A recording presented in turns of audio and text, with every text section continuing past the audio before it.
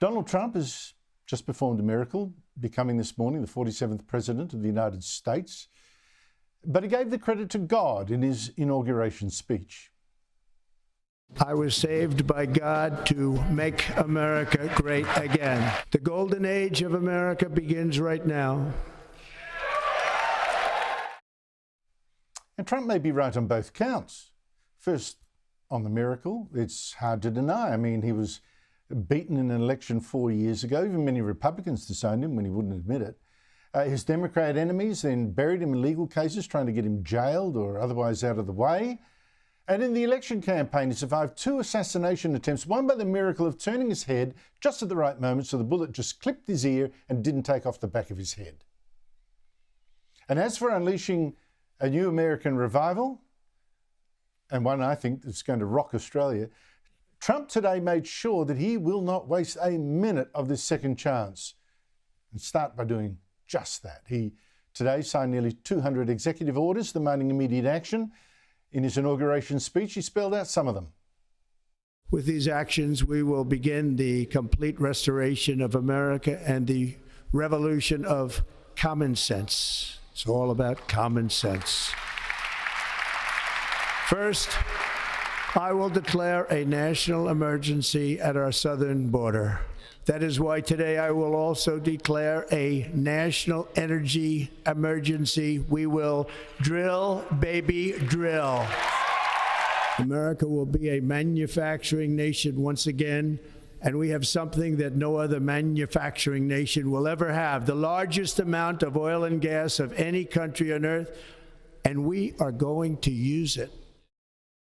Those are just the highlights. He also signed executive orders unleashing the economy, cutting red tape, ending diversity programs, banning government censorship of the internet, as done by Joe Biden, banning foreign citizens in the United States who are hostile to American culture or support terrorist groups. Couldn't we use some of that here?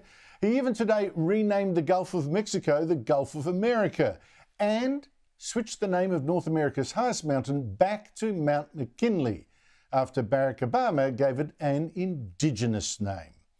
Now, I'll talk about some of those orders later because they're going to change the world, I think, our world at least. But even before today, before the pomp and the celebrations, you could sense a rise of optimism in the US. A poll for CBS, for instance, showed that even in hyperpartisan America, 60% of people now felt good about the next 4 years under Trump. And this optimism is no accident. It goes beyond the policies. Trump has fed it. He's inspired it again in his speech today, like this. And we will pursue our manifest destiny into the stars, launching American astronauts to plant the stars and stripes on the planet Mars.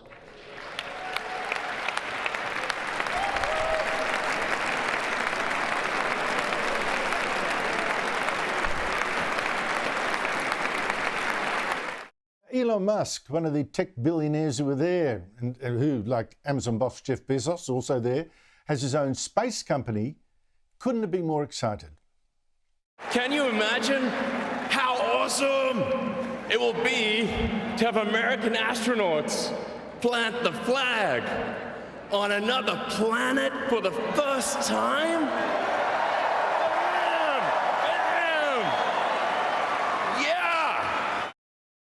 Can you imagine America now under Trump with more spirit, more energy, literally, and more can-do? Can you imagine what it's going to do next? So forget America's decline, said Donald Trump. It's back already.